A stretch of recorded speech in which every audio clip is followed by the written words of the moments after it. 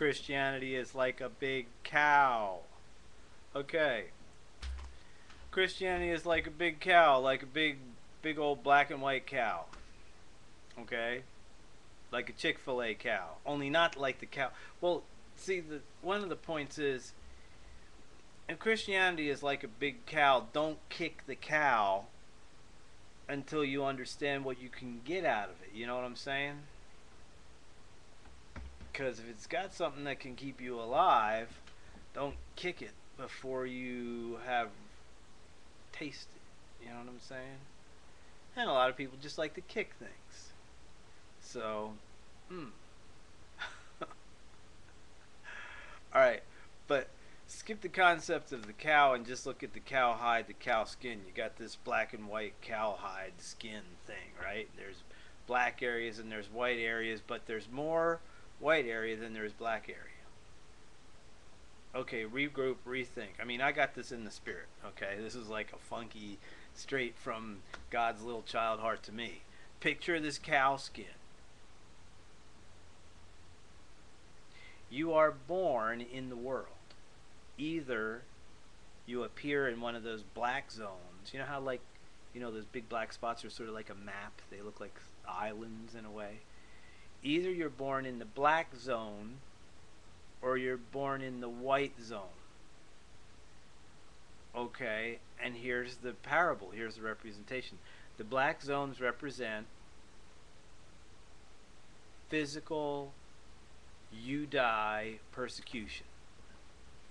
I don't know if you know who Richard Wurmbrand is, but look him up. Richard Wurmbrand, W-R-M-B-R-A-N-D. Also look up a book called Jesus Freaks. Probably a bit available for like $1 used from Abe Books Online. It is a story of totally supernatural stuff that has happened to relatively ordinary human beings from 2,000 years ago until now.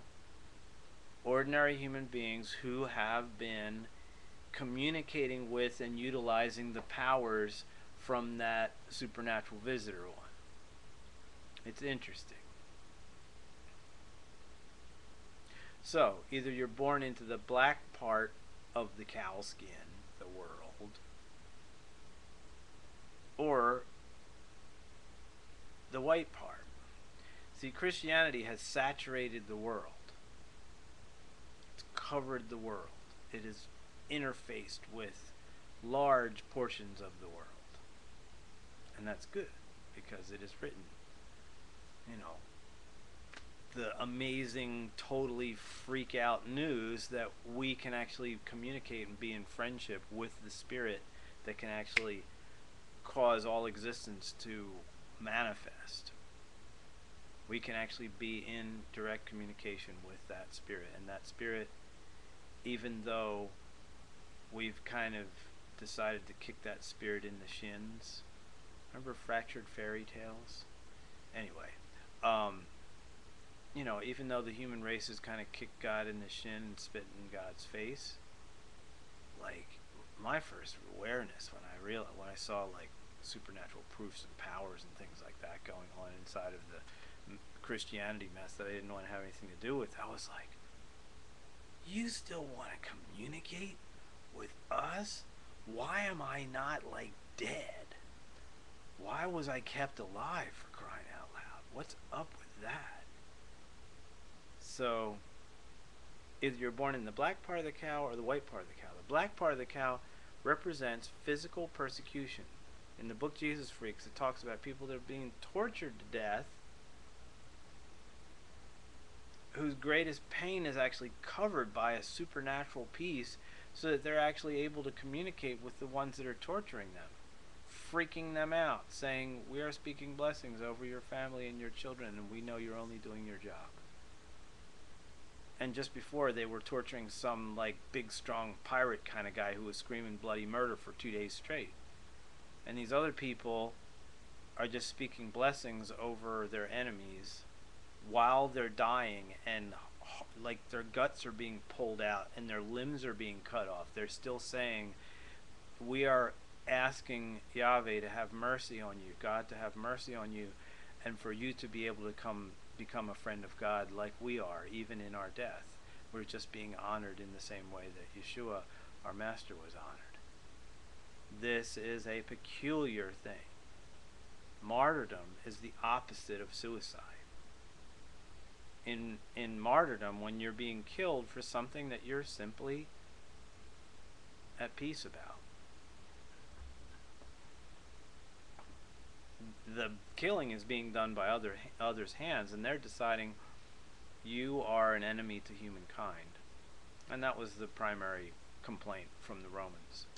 They would call the Christian disciples haters of humankind. And Yeshua said, look, the world's going to hate you because you say that what it does is evil. It's not good, it's bad. And they hated me in the same way. And, he called everybody's number. So anyway, but you're born in either in the black part of the cow or the white part of the cow. And in the early Christian writings, there was one writer who said, the dark one, Hasatan, the bitter spirit. Remember, Yahweh God is like enormous, huge, enormous, like wow. And the troubling spirits are little entities. They are spirit entities. The ability to actually design, form, and manifest a spirit entity into existence is an enormous power. Being a spirit entity that has some powers over physical realm, our present continuum, etc., being one of those is not a big deal. Being one who can actually make one of those is a big deal. So the troubling spirits that cause this persecution, in physical persecution, are absolutely fierce. But if you're born into the white part of the cow, which represents the freedom of religion zone, the persecution of the dark side is absolutely sweet, because you become enticed into the things that just ruin you, even if you've discovered the avenue to the treasure. The ones from the dark spirit realm try to cause another avenue to come up, which seems okay, which seems like part of the treasure, but in fact is labeled in the writings as death. It is a curious thing. So, if you're born in the black part of the cow, expect your family to hate you, you get kicked out, have your stuff burned, have your children chopped up in front of you, live for months sitting in your own excrement with no food, having everything that you own burned, having scars all over you because of the physical persecution. If you're connecting with the God stuff, and if you're a total anti-religion head like I once was, it's understandable. It's like, oh man, that stuff's all so screwed up. I don't have nothing to do with it.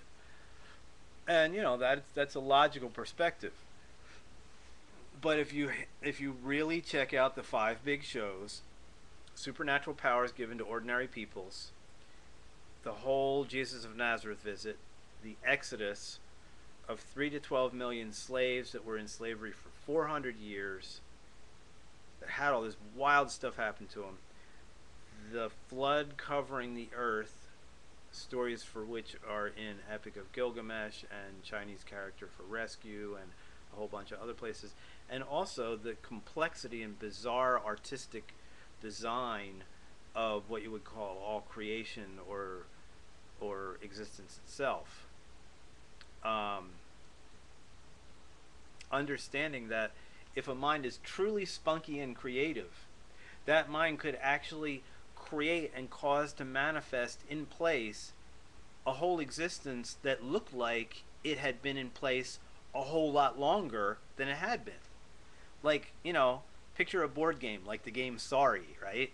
If you read the instructions, you know how the game starts, etc., etc. You know how the things begin. But what if the entire game of Sorry was actually manifested and caused to exist right on the table in front of you, but all the pieces were in certain places around the board, and it truly appears that the game had started at some point a long time ago, when actually the whole game manifested, even with the box on the table and the instructions unfolded, as if the game had started a long time ago. But actually, the game had started right when this creative mind was like, you know what? I mean, it's like Marcel Duchamp saying, hey, this is art, and he hangs a urinal on the wall, or a bicycle wheel on a chair. That is art. I mean, it's really great because Yahweh does stuff like that. Yahweh is a true person, a spirit person, higher than every other personality that you're ever going to come near. So, Chakramata. Discover the surprise language. Discover discover that it's a good idea to be immersed in water so that you're mystically connected with the death, burial, resurrection, and physical blood entity of Yehoshua. And get with people that know the indicators. A miracle is an indicator. A sign is an indicator. A wonder is an indicator. These are all indicators that something freaky is going on. Why did the cancer go away? Why did this dead person become now alive after they flatlined for a half an hour and there was no obvious human intervention with the person? You know, this stuff, this is indicators that there's something going on in the spirit realm, etc., etc. So we asked the question, where is Mark Cox and where is Jeff Cox? And that's an important question to me. They're not here to make a video like this, and their protein casings were folded up quite a while before we had the ability to just sit here and do this chit chat on the YouTube. So even if I'm destined for horrible screaming eternal torment, even if that is my end, I'm telling you, please seek out this stuff. Check this out. Scrollpublishing.com, scrollpublishing.com, spiritlessons.com. Those are hot ones. I mean, those are really way out in front websites. Just bundles of amazing information. Check out Dr. Rawlings and Derek Prince. Those are two of my favorite teachers on the spiritlessons.com website. Derek Prince is like, he basically gets a little bit of humor towards each of the denominational environments, and he's just such a fine, light-hearted, encouraging, strengthening lecturer. And believe me, I ain't gotta. Anyway, okay, proofs. Yeah, hundreds of predictions in the book. Dead Sea Scrolls proofs it never changed. The report is that over 500 individual human beings saw the guy alive across 40 days after a physical public death, crucifixion. And the other thing is that he showed supernatural powers for 3 years straight. They were mobbing him primarily to get towards the miracle show, because he could heal your crippled niece, and you'd freak out and go home, and then 20 other people would come with you to check out what the heck was going on. There's nothing else like that in human history. Okay, go toward the Zeitgeist program. Go check that out.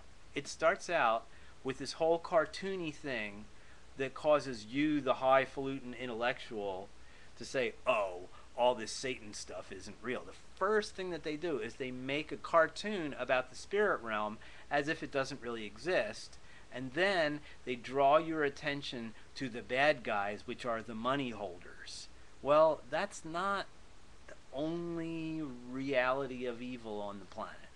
And you can draw tons of scary pictures about the nasty things that have done in the name of Jesus, God, church, and Bible.